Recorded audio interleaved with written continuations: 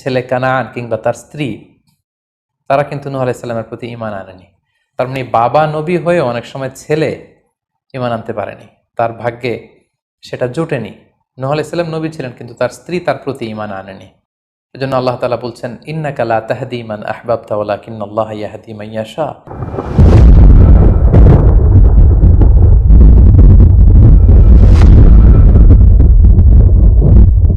আসসালামু আলাইকুম ওয়া রাহমাতুল্লাহি ওয়া বারাকাতুহু। নাহমাদুহু ওয়া নুসাল্লি আলা রাসূলিহিল কারীম। আম্মা বা'দু ফাআউযু বিল্লাহি মিনাশ শাইতানির রাজীম। বিসমিল্লাহির রহমানির রহিম। নূহ আলাইহিস সালাম আউয়ালু রাসূলিন বুইসা ইলা আহলিল আরদ। সাইয়েদনা আদম আলাইহিস সালাম এবং ইদ্রিস আলাইহিস সালামের পরে আল্লাহ তাআলা নূহ আলাইহিস সালামকে পৃথিবীর সর্বপ্রথম রাসূল করে এই পৃথিবীতে প্রেরণ করেছেন। এবং আল্লাহ তাআলা ওনাকে বলেছেন আবদান শাকুরা, মানে হচ্ছে অ্যান অবিডিয়েন্ট সার্ভেন্ট অফ আল্লাহ। আল্লাহ তাআলার একজন কৃতজ্ঞ বান্দা হিসেবে আল্লাহ তাআলা কালামুল্লাহ মাজিদে নূহ আলাইহিস সালামকে এই উপাধি দিয়েছিলেন। পাশাপাশি তিনি হচ্ছেন উলুল আজমি মিনার রসুল, অর্থাৎ 5 জন নবীকে আল্লাহ তাআলা কুরআনুল কারীমে দৃঢ় প্রত্যয়ী বা দৃঢ়চেতা রাসূল হিসেবে ঘোষণা করেছেন। নূহ আলাইহিস সালাম হচ্ছেন তাদের মধ্য থেকে অন্যতম। সাউদার্ন ইরাকের একটি শহরে, যেটি কুফা শহরের নিকটবর্তী একটি শহর, এমন একটি শহরে আল্লাহ তাআলা নূহ আলাইহিস সালামকে নবী হিসেবে প্রেরণ করেছিলেন।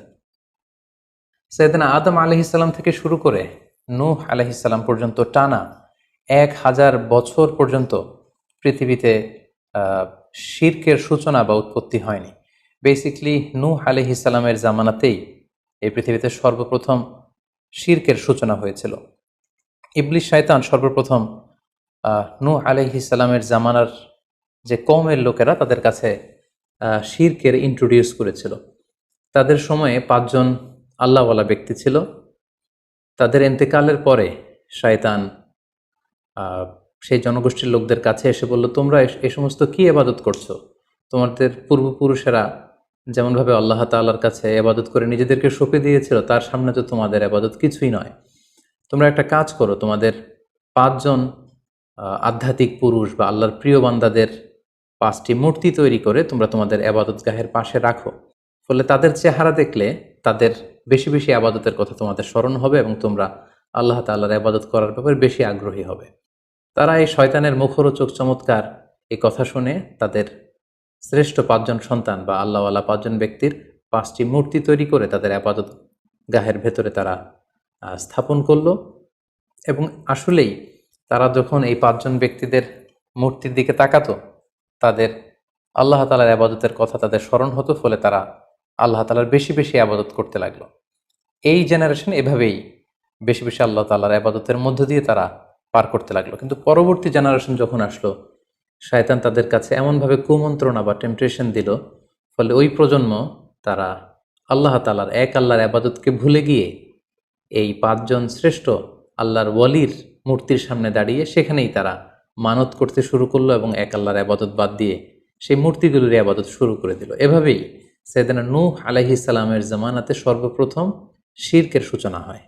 পবিত্র কালামুল্লাহ মাজিদে আল্লাহ তাআলা এই ঘটনাটি এভাবে উল্লেখ করেছেন যে নূহ আলাইহিস সালামের জামানায় যারা নেতৃত্ব স্থানীয় ছিল, তারা সাধারণ লোকদেরকে উদ্দেশ্য করে বলতো, ওয়াকালু লা তাযারুন্না আলিহাতাকুম ওয়ালা তাযারুন্না ওয়াদ্দান ওয়ালা সুওয়াআ ওয়ালা ইয়াগুসা ওয়া ইয়াউকা ওয়া নাসরা।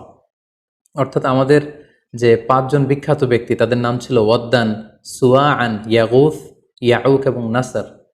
তোমরা এদের ইবাদত ছেড়ে দিও না, বরং তোমরা এদের উপাসনা করতে থাকো।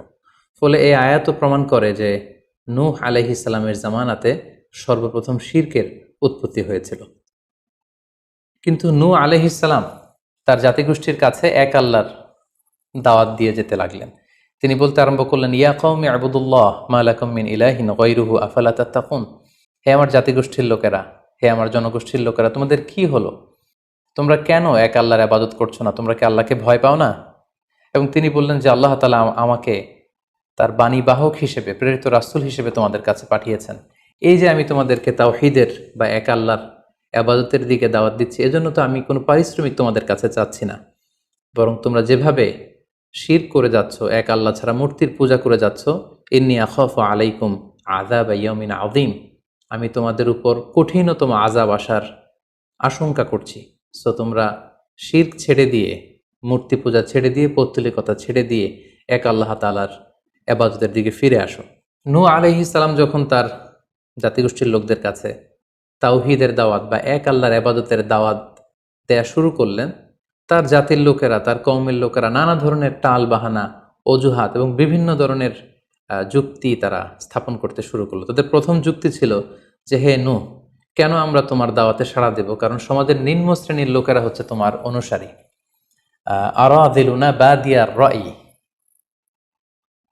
ওমা নারাকা ইত্তাবাআকা ইল্লাল্লাযীনা হুম আরাযিলুনা বাদিয়ার রাই।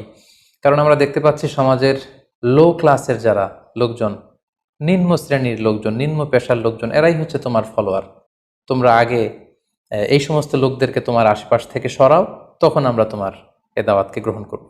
তাদের আরও একটি যুক্তি ছিল যে, তুমি এই নিম্ন শ্রেণীর লোকদেরকে নিয়ে সমাজে ইনফ্লুয়েন্সিয়াল হতে চাচ্ছ। ইয়াতাফাদ্দালু আলাইকুম, এই নূহ হচ্ছে জেলে সমাজ, কৃষক সমাজ, এই সমস্ত নিম্ন শ্রেণীর লোকদেরকে নিয়ে এই সমাজের মধ্যে একটা ইনফ্লুয়েন্স ক্রিয়েট করে সে আমাদের উপর সুপিরিয়র হতে চাইছে। এটা ছিল তাদের আরেকটা যুক্তি। তারা আরও বলতো যে, আগে যদি এই নিম্ন শ্রেণীর লোকদেরকে তোমার কাছ থেকে তুমি তাড়িয়ে দাও, তাহলে আমরা তোমার উপর বিশ্বাস স্থাপন করতে পারি। নূহ আলাইহিস সালামের এই কথার জবাবে তিনি বলেছিলেন, ওমা আনা বিতারিদিল্লাযীনা আমানু, অর্থাৎ যারা আল্লাহ তাআলার উপর বিশ্বাস স্থাপন করেছে, যদিও তারা নিম্ন শ্রেণীর হয়ে থাকে, কি করে আমি তাদেরকে তাড়িয়ে দিতে পারি? তাদের আরও একটি যুক্তি ছিল যে, তুমি আমাদের মতো মানুষ, দেখতে তো তুমি আমাদের মতো মানুষ, তুমি খাচ্ছ, দাচ্ছ, ঘুমাচ্ছ, ঘুরে বেড়াচ্ছ, বাজারে যাচ্ছ, ক্রয় বিক্রয় করছো, আমাদের মতো মানুষ হয়ে তুমি কেমন করে রাসূল হতে পারো? তুমি যে রাসূল, কি করে আমরা বিশ্বাস করব? কেন আকাশ থেকে ফেরেশতারা এসে বলে দিয়ে যায় না যে তুমি রাসূল? তাহলে তো আমরা ফেরেশতাদেরকে দেখলে আমরা আস্থা পেতে পারি এবং নিশ্চিত হতে পারি যে আসলেই তুমি আল্লাহর পাঠানো রাসূল। এবং তারা পাশাপাশি আরও বলতো যে, আমাদের পূর্বপুরুষরা তো এই সমস্ত মূর্তিরই পূজা করেছে, তাহলে কি তুমি বলতে চাইছো এরা ভ্রান্ত ছিল?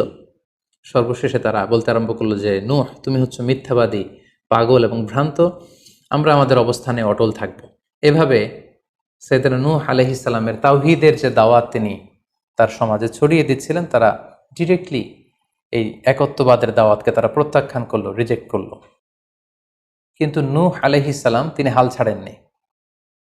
তিনি টানা 950 বছর তার জাতিগোষ্ঠীর লোকদের কাছে তিনি এক আল্লাহর দাওয়াত দিয়ে যেতে লাগলেন।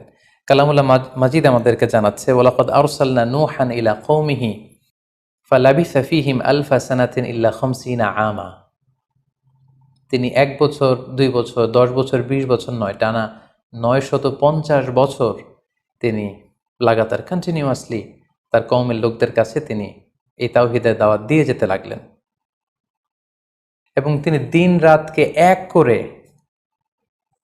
টায়ারলেসলি, রেস্টলেসলি তিনি তার জাতিগোষ্ঠীর কাছে এই একই দাওয়াত দিতে লাগলেন। তিনি বলছেন যে, রব্বি ইন্নী দাআউতু কওমি লাইলা ওয়া নাহারা, হে আল্লাহ, দিন রাত তো আমি চেষ্টা করে গেলাম, তাদেরকে তাওহীদের দাওয়াত দিলাম, কিন্তু তারা আমার কথা শুনছে না। ওয়া ইন্নী কুল্লামা দাআউতুহুম লিতাগফিরা লাহুম জাআলু আসাবিআহুম ফি আযানিহিম। এর মানে হচ্ছে, আল্লাহ, আমি যখনই তাদেরকে দাওয়াত দিতাম, তারা তাদের আঙ্গুলগুলো তাদের কানের ভেতরে ঢুকিয়ে রাখতো, যাতে করে আমার তাওহীদের কথা তাদের শুনতে না হয়। এবং ওয়াস্তাগশাউ সিয়াবাহুম ওয়া আসররু ওয়াস্তাকবারু ইস্তিকবারা, তারা আমাকে দেখলেই চাদর দিয়ে তাদের মুখ পেঁচিয়ে রাখতো, যাতে করে আমার কথাগুলো তারা শুনতে না পায়। সুম্মা ইন্নী দাআউতুহুম জিহারা, আমি, নূহ আলাইহিস সালাম বললেন, আল্লাহ, আমি দাওয়াতি কাজ করার কোনো মাধ্যমই তো বাকি রাখিনি। আমি প্রথমে পার্সন টু পার্সন আমি প্রাইভেটলি দাওয়াত দিতাম। এটা যখন তারা অস্বীকার করলো, আমি তখন পাবলিক দাওয়াত দেওয়া শুরু করলাম। আমি তাদের বড় গ্যাদারিংসে, বিভিন্ন ফেস্টিভ্যালে যে তাদেরকে এই দাওয়াতের কথা শোনালাম, কিন্তু তারা প্রত্যাখ্যান করেছে।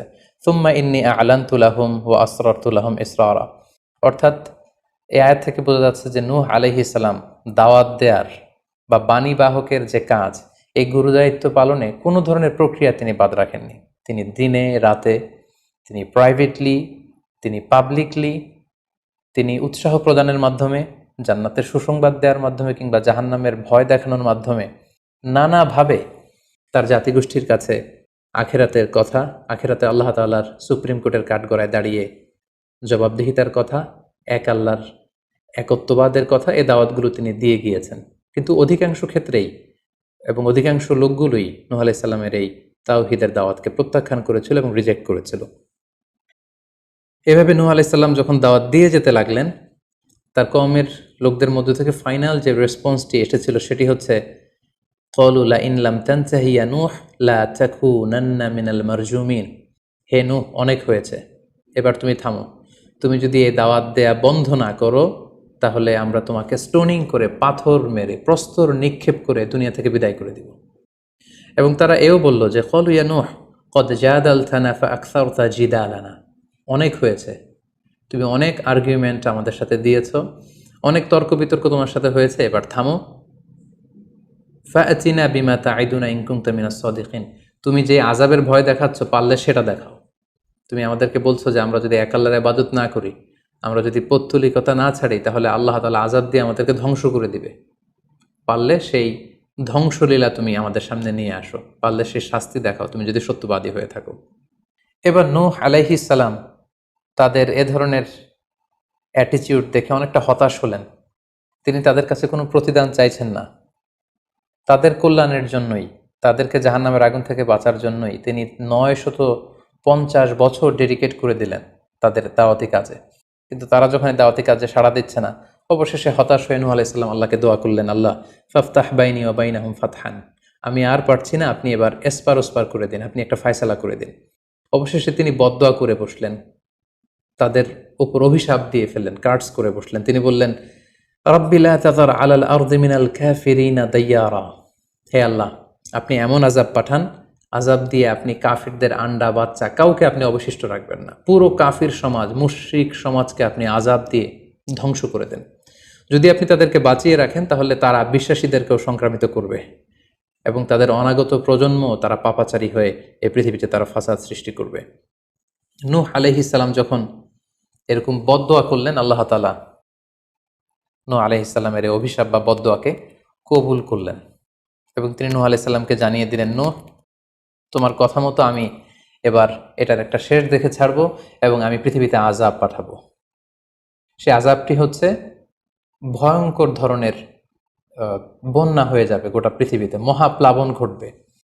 সো সে প্লাবন থেকে বাঁচার জন্য ওয়াসনাইল ফুলকা বিআইউনিনা ওয়া ওয়াহিনা, অর্থাৎ হে নূহ, তুমি আমার গাইডেন্স বা আমার পাঠানো দিক নির্দেশনা অনুযায়ী তুমি বিশাল একটি নৌকা বানাও বা কিস্তি বানাও বা বিশাল একটি জলতরী বা নৌযান বানাও, যাতে করে এই মহাপ্লাবন থেকে বাঁচার জন্য তুমি বিশ্বাসীদেরকে নিয়ে এই নৌযানে, এই কিস্তিতে, জাহাজে বা এই জলতরীতে, এই নৌকাতে তোমরা আশ্রয় নিতে পারো।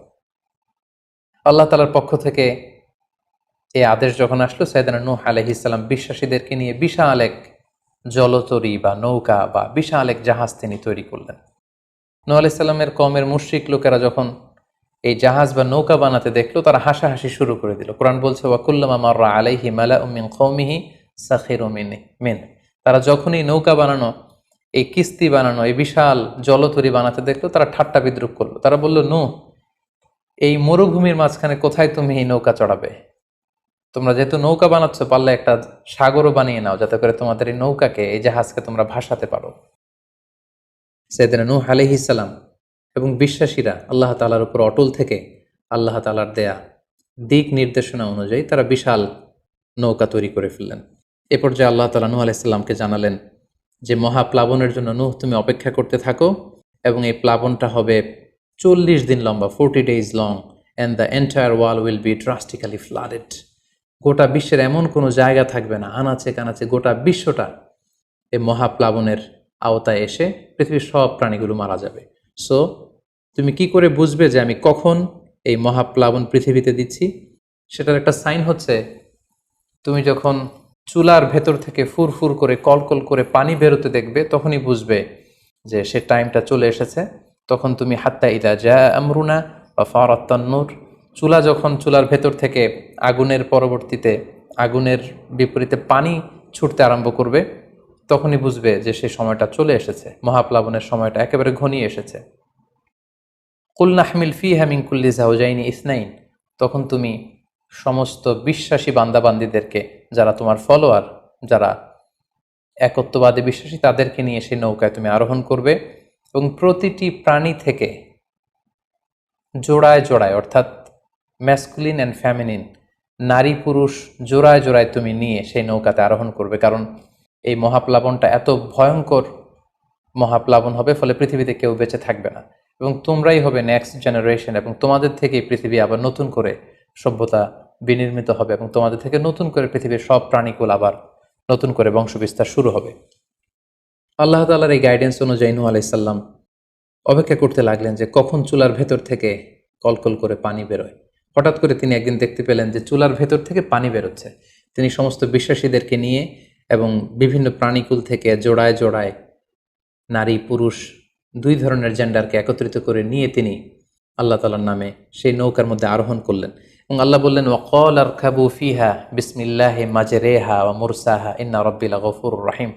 আল্লাহ বললেন, তোমরা যখন আরোহণ করবে তোমরা আল্লাহর নামে আরোহণ করবে, অর্থাৎ বিসমিল্লাহ বলে আরোহণ করবে, কারণ তোমাদের এই নৌকার, এই জাহাজের গতি এবং স্থিতি এটা হবে আল্লাহর নামে। এটার সেইলিং বা অ্যাঙ্করিং, এটার পানির উপরে ভেসে চলা এবং এটার নোঙর ভেরানো সবটাই হবে আল্লাহ তাআলার নামে। এবং আল্লাহ তাআলার আদেশ অনুযায়ী নূহ আলাইহিস সালাম সবাইকে নিয়ে সেই নৌকায় আশ্রয় নিলেন।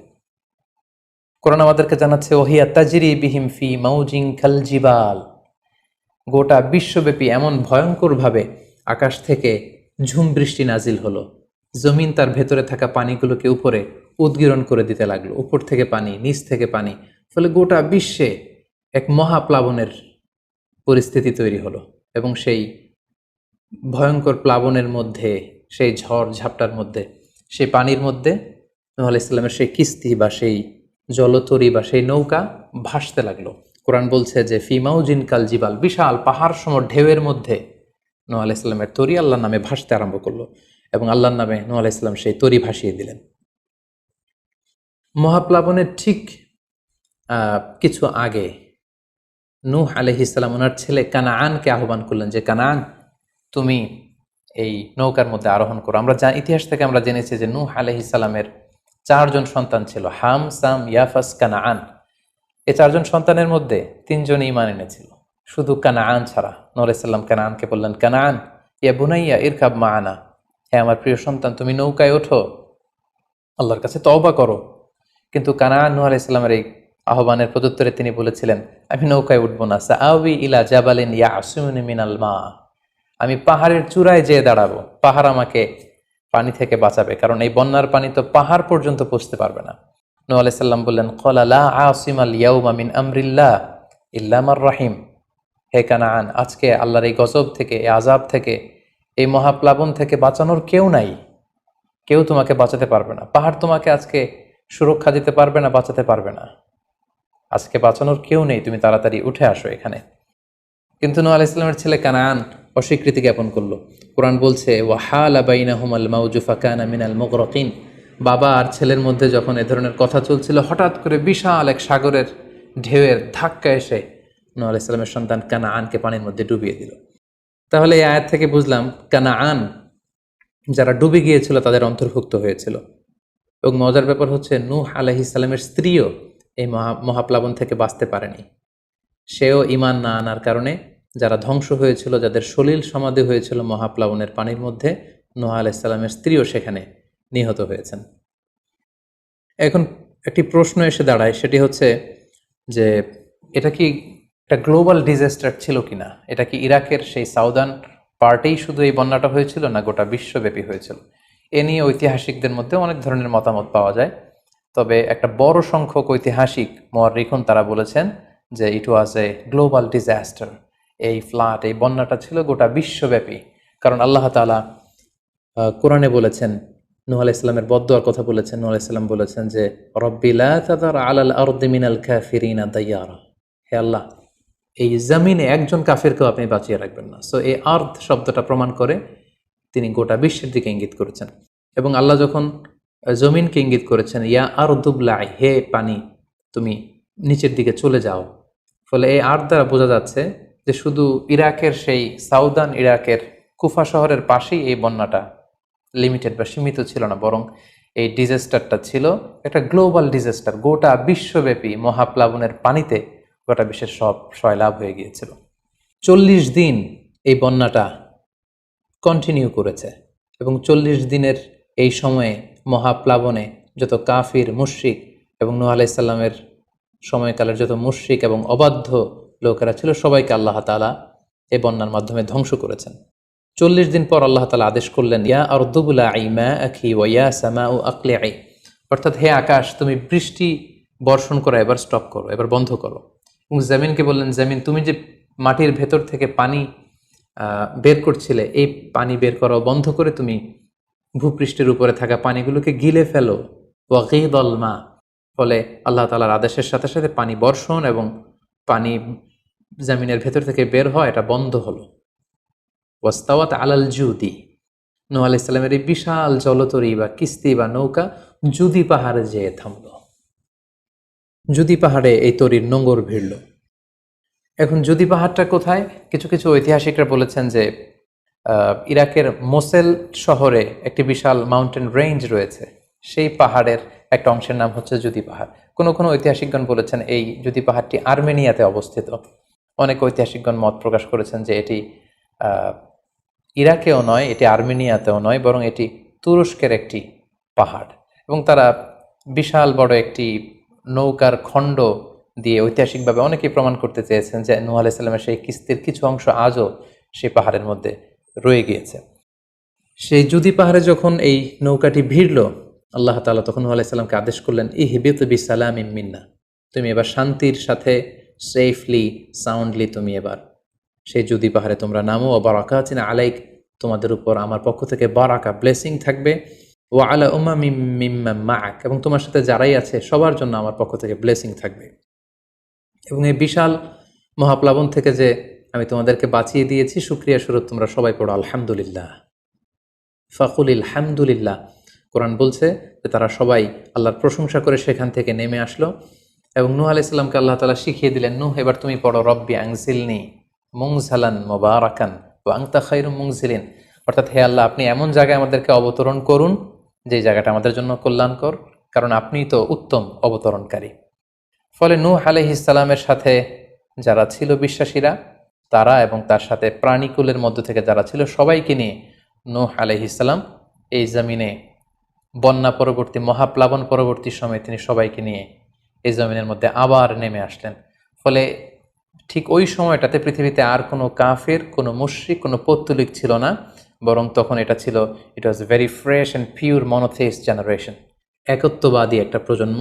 ফলে এখানে ঠিক ঠিক ওই সময়টাতে পৃথিবীতে আর কোনো কাফির মুশরিক আর ছিল না।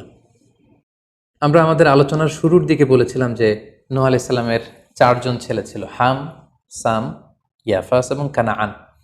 এবং ঐতিহাসিকভাবে এটা ঐতিহাসিক বিভিন্ন ধর্মগ্রন্থ থেকেও এটা প্রমাণিত যে এই 4 ছেলের মধ্য থেকে একজন ছেলে ছিল কানাআন, যে মহাপ্লাবনে মৃত্যুবরণ করেছে, এবং হাম, সাম এবং ইয়াফেস, তাদের মধ্য থেকেই মূলত গোটা বিশ্বে নতুন করে মানব সভ্যতার আবার সূচনা হয়েছে।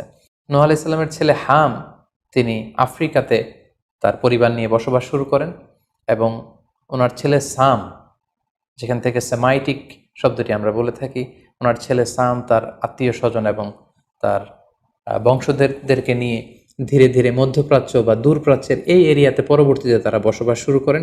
এবং ওনার ছেলে ইয়াফেস বর্তমান যে চীন বা তার আশেপাশের যে এরিয়াগুলো আছে সেখানে বসবাস শুরু করেন, এবং সেখান থেকেই মানব ইতিহাস আবার নতুন করে তার পথ চলা শুরু করলো, এবং গোটা বিশ্বে বাচ্চা রিজালান কাসীরা ওয়া নিসা, অনেক নারী পুরো গোটা বিশ্বে সেখান থেকে আবার ছড়িয়ে পড়তে আরম্ভ করলো।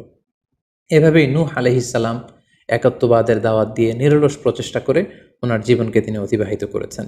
সাইয়েদনা নূহ আলাইহিস সালাম ওনার ইন্তেকালের পরে ওনাকে কোথায় কবর দেওয়া হয়েছে এ নিয়ে 2টি মত পাওয়া যায়। প্রথম মত অনুযায়ী ওনাকে মক্কাতে কবরস্থ করা হয়েছে, আরেকটি মত অনুযায়ী লেবাননের কার্ক নামে একটি এরিয়াতে জাবালে দীর, সেই দীর মাউন্টেনের পাশে সাইয়েদনা নূহ আলাইহিস সালামকে কবরস্থ করা হয়েছে। সম্মানিত শুধু এই ছিল নূহ আলাইহিস সালামের সংক্ষিপ্ত, বর্ণাঢ্য এবং সংগ্রামী জীবন কাহিনী। এ পর্যায়ে আমরা নূহ আলাইহিস সালামের এই স্টোরি থেকে, এই জীবনী থেকে কী ধরনের লেসন, লাইফ লেসন বা শিক্ষা আমরা পেতে পারি, যেটা আমরা আমাদের সমাজের সাথে রেলেভেন্ট করতে পারি, আমরা সে বিষয়ে সামান্য কিছু আলোচনা করব। আমরা যারা দাওয়া কাজের সাথে ইনভলভড, তাদের জন্য নূহ আলাইহিস সালামের জীবনীতে আসলে নূহ আলাইহিস সালামের দাওয়া ক্যারিয়ার থেকে নেবার মতো, শেখার মতো অনেক কিছু রয়েছে। তোর মধ্যে থেকে অন্যতম হচ্ছে যে ডাইভার্সিটি অফ দাওয়া অ্যাপ্রোচ। আমরা জানি যে আমরা যারা আল্লাহ তাআলার এই কথাগুলো, কোরআন সুন্নাহর এই মেসেজগুলো পৌঁছে দিচ্ছি, আমরাও কাইন্ডা বাণীবাহকের কাজ কিন্তু আমরা করছি। যেহেতু নবীরা নেই, তাদের অনুসৃত পথকে আমরা ধারণ করে তাদের কথাগুলো আমরা পৌঁছে দিচ্ছি। সো আমাদের এই দাওয়া অ্যাপ্রোচের মধ্যে ডাইভার্সিটি থাকতে হবে। আমরা যেমনি ওরালি দাওয়া কাজ করি, নবীরা ওরালি দাওয়া কাজ করতেন, মৌখিকভাবে মানুষকে দাওয়া দিতেন। এই ওরালি দাওয়ার পাশাপাশি আমরা রিটেন দাওয়ার কাজ করতে পারি, আমরা প্র্যাকটিক্যাল দাওয়া কাজ করতে পারি। অর্থাৎ প্র্যাকটিক্যাল দাওয়াটা হচ্ছে লাইভ দাওয়া। আমার কথা দেখে, আমার আচরণ দেখে, আমার ডিলিংস দেখে মানুষ ইসলামের সৌন্দর্যের প্রতি আকৃষ্ট হবে, এবং এটা খুবই ফলপ্রসূ একটা দাওয়া সিস্টেম। সো আমরা যদি নূহ আলাইহিস সালামের জীবনের দিকে তাকাই, তাহলে দেখব উনি অনেকভাবে এই দাওয়া কাজ করেছেন। উনি প্রথম পার্সন টু পার্সন টার্গেট করে তাকে একা একা বোঝাতেন। এটা যখন কাজ না করতো, প্রাইভেট দাওয়া থেকে উনি পরে সুইচ করলেন পাবলিক দাওয়াতে। কোরআন আমাদেরকে জানিয়েছে যে তার কওমের বিভিন্ন ফেস্টিভ্যালগুলোতে, সেখানকার বিভিন্ন পাবলিক গ্যাদারিংসগুলোতে, সেখানকার বিভিন্ন ক্লাবগুলোতে তিনি যে এক আল্লাহর দাওয়া তিনি সেখানে পেশ করেছেন। পাশাপাশি নূহ আলাইহিস সালাম তার সময়ের সম্ভ্রান্ত ব্যক্তিবর্গ যারা, তাদেরকে স্পেশালি তিনি দাওয়া কাজের আওতায় নিয়ে এসেছেন। এলিট সোসাইটি যারা, আমরা যদি আল্লাহ রাসূল সাল্লাল্লাহু আলাইহি ওয়াসাল্লামের দাওয়া অ্যাক্টিভিটির দিকে তাকাই, তাহলে দেখব যে উনিও কিন্তু সানাদিদে কোরাইশের যারা লিডার শ্রেণী ছিল, গণ্যমান্য ব্যক্তিবর্গ ছিল, তাদেরকে তিনি স্পেশালি দাওয়া কাজ করতেন তাদের সাথে। কারণ আমরা জানি যে একটা সমাজের লিডার যদি ইসলামের পথে আসে, ফলে তার যে লক্ষ লক্ষ ফলোয়ার থাকবে, তারাও তার দ্বারা ইনফ্লুয়েন্স হয়ে তারাও ইসলামের পথে চলে আসবে। এবং আল্লাহ রাসূল সাল্লাল্লাহু আলাইহি ওয়াসাল্লামের জীবনীতে আমরা দেখেছি যে কোনো গোষ্ঠীর বা কোনো কওমের বা কোনো ট্রাইবের গোত্র প্রধান যখন কালিমা পড়ে মুসলমান হয়েছে, তার দেখা দেখি গোত্রের সকল নারী পুরুষ তারাও মুসলমান হয়ে গেছে। দাওয়া কাজ আঞ্জাম দেওয়ার ক্ষেত্রে যারা এলিট সোসাইটি বা সমাজের গণ্যমান্য ব্যক্তিবর্গ যারা থাকবে, তাদেরকে দাওয়া দেওয়ার ক্ষেত্রে আমাদেরকে স্পেশাল এফোর্ট দিতে হবে। কারণ তাদেরকে যদি আমরা ইসলামের পক্ষে, সত্যের পক্ষে কনভিন্সড করতে পারি, ফলে তারা সমাজের আরও অনেক লোককে ইনফ্লুয়েন্স করে ইসলামের সুশীতল বাণীর ভেতরে নিয়ে আসতে পারবে। তো এর মানে এই নয় যারা নিম্ন শ্রেণীর বা যারা সমাজের মধ্যবিত্ত বা নিম্ন মধ্যবিত্ত যে ফ্যামিলিগুলো রয়েছে বা যে সমস্ত লোকজন রয়েছে, তাদেরকে আমরা গুরুত্ব দিব না, ব্যাপারটি এমন নয়। বরং নূহ আলাইহিস সালামের ঘটনা থেকে আমরা বুঝতে পারছি যে একটা হচ্ছে মাস পিপুলদের জন্য দাওয়া, আর একটি হচ্ছে যারা সমাজের উচ্চ শ্রেণী, তাদের জন্য স্পেশালি কিছু টাইম স্পেন্ড করা, তাদেরকে আলাদাভাবে দাওয়া দেওয়া, এবং অথবা তাদের উপযোগী করে দাওয়া অ্যাক্টিভিটি তাদের কাছে যদি আমরা প্রেজেন্টেশন করতে পারি, তাহলে নিঃসন্দেহে তারাও ইসলামের সৌন্দর্যের দ্বারা আকৃষ্ট হবে। নূহ আলাইহিস সালামের এই জীবন কাহিনী থেকে আমরা আরও একটি বিষয় শিখতে পারি, সেটি হচ্ছে দাওয়া কাজে কখনো হতাশ হওয়া যাবে না, নিরাশ হওয়া যাবে না, এবং হাল ছাড়া যাবে না, বরং ভরসা রাখতে হবে আল্লাহর উপর। কারণ আমরা কয় বছর দাওয়া কাজ করে যাচ্ছি, আমরা কতটুকু এফোর্ট দিয়েছি, আমরা কতটুকু টাইম স্পেন্ড করেছি, আমরা কতটুকু স্যাক্রিফাইস করেছি। আমরা যদি নূহ আলাইহিস সালামের জীবনের দিকে তাকাই, তাহলে দেখব যে তিনি টানা 950 বছর টানা লাগাতার তিনি তার জাতিগোষ্ঠীর কাছে দাওয়াতি কাজ করেছেন, কিন্তু তিনি নিরাশ হননি, হতাশ হননি, হাল ছেড়ে দেননি, তিনি ভরসা রেখেছিলেন আল্লাহ তাআলার উপর। সো আমরা যারা দাওয়া কাজ করছি, আমরা ইনস্ট্যান্ট ফলাফলের জন্য যেন বসে না থাকি, আমরা আমাদের দায়িত্বটুকু পালন করব। নূহ আলাইহিস সালামের এই স্টোরি থেকে আমরা আরও একটি বিষয় শিখতে পারি, সেটা হচ্ছে আমাদের কাজ হচ্ছে ইফোর্ট দেয়া, বাট এটার কমপ্লিশন, এটার রেজাল্ট আসবে আল্লাহ তাআলার পক্ষ থেকে। আরবিতে বলা হয় যে আস-সা'য়ু মিন্না ওয়াল ইতমামু মিনাল্লাহ, প্রচেষ্টা করার মালিক আমরা, সফলতা দেওয়ার মালিক হচ্ছেন আল্লাহ। আমি অনেক দাওয়াতি কাজ করছি, কিন্তু আমার দাওয়াতি কাজে কেউ সাড়া দিচ্ছে না, কেউ রেসপন্স করছে না, আমার দাওয়াতি কাজে কেউ ইসলামের প্রতি আকৃষ্ট হচ্ছে না, ইট ডাজন্ট মিন দ্যাট আমি একজন ব্যর্থ দায়ী, না, এটা কখনোই না। বরং আমি সিনসিয়ারিটির সাথে আমার সর্বোচ্চ প্রচেষ্টাটুকুন আমি করছি কিনা, সেটাই হচ্ছে দেখার বিষয়। আমার কত ফলোয়ার, আমার ডাকে কত মানুষ সাড়া দিল, এটা দেখার বিষয় না, বরং আমি আমার রোলটা প্লে করতে পারছি কিনা সিনসিয়ারিটির সাথে, এটা হচ্ছে দেখার বিষয়। এর কারণ হচ্ছে আল্লাহর হাবিব সাল্লাল্লাহু আলাইহি ওয়াসাল্লাম বলেছেন, কিয়ামতের দিন অনেক নবী দাঁড়াবে যাদের ফলোয়ার হচ্ছে হাতে গোনা অল্প কয়েকজন, মানে অল্প কয়েকজন ঈমান এনেছিল। পৃথিবীতে অনেক নবী ছিল, তারা কিয়ামতের দিন দাঁড়াবে, তার বিশ্বাসী উম্মতের সংখ্যা হচ্ছে মাত্র 2 জন। পৃথিবীতে এরকম অনেক নবী ছিল, কিয়ামতের দিন তিনি দাঁড়াবেন, তার উপর বিশ্বাস এনেছিল মাত্র একজন, মানে নবীও একজন, তার প্রতি ঈমানও এনেছে মাত্র একজন। এমনও অনেক নবী কিয়ামতের দিন আল্লাহ তাআলার দরবারে দাঁড়াবে যেই নবীর কোনো ফলোয়ার নাই, যেই নবীর কোনো বিশ্বাসী উম্মত নাই, অর্থাৎ নবী শুধু একা, তার সারা জীবনের দাওয়া কাজে কেউ তার ডাকে সাড়া দেয়নি। তার মানে কি তিনি ব্যর্থ? নেভার, কখনো না। তিনি তার দায়িত্বটুকুন পালন করেছেন, এজন্য তিনি আল্লাহ তাআলার দরবারে তিনি সফল। সো কে আপনার ডাকে সাড়া দিবে, কে ইসলামের পথে আসবে, এটা আমাদের দেখার বিষয় না। আমাদের দেখার বিষয় হচ্ছে আমরা আমাদের দায়িত্বটুকুন পালন করেছি কিনা, আমরা কোরআনের, ইসলামের সুন্দর বিউটিফুল মেসেজগুলো আমরা পৌঁছে দিতে পেরেছি কিনা। That should be hour concern, সেটাই হচ্ছে আমাদের দায়িত্ব। সূরা হুদে নূহ আলাইহিস সালামের ফলোয়ার কত ছিল এ ব্যাপারে আমরা জানতে পারি। আল্লাহ তাআলা বলছেন, ওয়ামা আহমানা মাআহু ইল্লা কালিল, মানে নূহ আলাইহিস সালামের জাতিগোষ্ঠীর হাতে গোনা অল্প কিছু লোক ছাড়া তার প্রতি অন্যান্যরা ঈমান আনেনি। এই অল্প কিছু লোক, তাদের সংখ্যা কত? তাফসির ইবনে কাসিরে এসেছে, সাইয়েদনা ইবনে আব্বাস বলেন যে কানু সামানিনা নাফসান মিনহুম নিসাউহুম, নারী পুরুষ মিলিয়ে 80 জন। Could you imagine that? 950 বছরের দাওয়াতি ক্যারিয়ারে ওনার উপর ঈমান এনেছে মাত্র 80 জন। তার মানে প্রতি 100 বছরে অন অ্যান অ্যাভারেজ 10 জন ওনার উপর ঈমান আনেনি। কিন্তু উনি হচ্ছেন উলুল আজমি মিনার রসুল, এই মহাবিশ্বের 5 জন শ্রেষ্ঠতম নবীদের মধ্য থেকে তিনি হচ্ছেন অন্যতম। সো আমাদেরকে দেখতে হবে আমরা আমাদের দায়িত্বটুকুন পালন করছি কিনা। কতজন আমাদের ডাকে সাড়া দিল, কতজন আমাদের ফলোয়ার হলো, কতজন ইসলামের পথে আসলো কে আসলো না, সেটা আল্লাহ তাআলা নির্ধারণ করবেন। নূহ আলাইহিস সালামের জীবনী থেকে আমরা আরও যে শিক্ষাটি পাই, এবং এটি খুবই গুরুত্বপূর্ণ একটি লেসন, সেটা হচ্ছে হিদায়া অনলি বিলংস টু আল্লাহ। হেদায়েত দেওয়ার মালিক হচ্ছেন Allah. Canaan and the wife of Nuh for example, যেমন নূহ আলাইহিস সালামের ছেলে কানাআন কিংবা তার স্ত্রী, তারা কিন্তু নূহ আলাইহিস সালামের প্রতি ঈমান আনেনি। তার মানে বাবা নবী হয়ে অনেক সময় ছেলে ঈমান আনতে পারেনি, তার ভাগ্যে সেটা জোটেনি। নূহ আলাইহিস সালাম নবী ছিলেন, কিন্তু তার স্ত্রী তার প্রতি ঈমান আনেনি। এজন্য আল্লাহ তাআলা বলছেন, ইন্নাকা লা তাহদি মান আহবাবতা ওয়ালাকিন্নাল্লাহা ইয়াহদি মান ইয়াশা, হে নবী, আপনি যাকে চান তাকে আপনি হেদায়েত দিতে পারবেন না, কারণ হেদায়েত দেওয়ার মালিক আপনি নন। হেদায়েত দেওয়ার নিরঙ্কুশ একচ্ছত্র ক্ষমতা হচ্ছে শুধুমাত্র কেবলমাত্র আল্লাহ তাআলার হাতে। তিনি যাকে চাইবেন তাকে তিনি হেদায়েত দেন, আমরা চাইলেই কাউকে হেদায়েত দিতে পারবো না। নূহ আলাইহিস সালামের জীবনী থেকে আরও একটি বড় শিক্ষা হচ্ছে যে আল্লাহ তাআলা হুট করেই কাউকে আযাব দেন না বা শাস্তি পাঠান না, বরং আল্লাহ তাআলা বারবার সুযোগ দিয়ে থাকেন। অনেক সুযোগ দেওয়ার পরে, বারবার সুযোগ দেওয়ার পরেও যখন কেউ সত্যের পথে ফিরে আসে না, বরং বারবার তারা অবাধ্যতা, দাম্ভিকতা এবং বাড়াবাড়ি করে, ঠিক তখনই আল্লাহ তাআলা তাদেরকে শাস্তি দেন।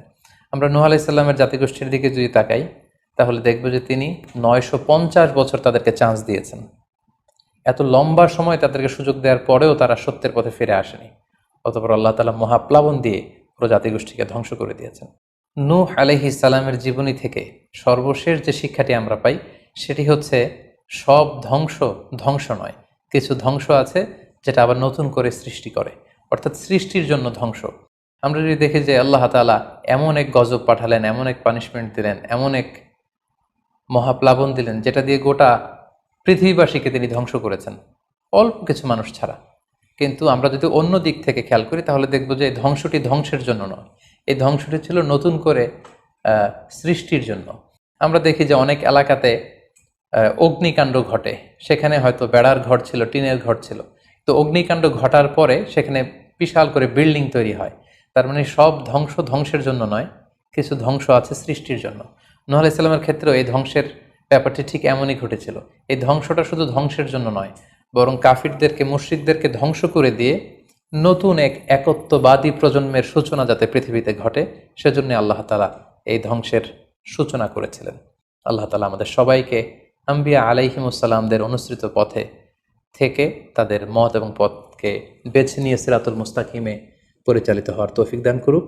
আসসালামু আলাইকুম ওয়া রাহমাতুল্লাহি ওয়া বারাকাতুহু।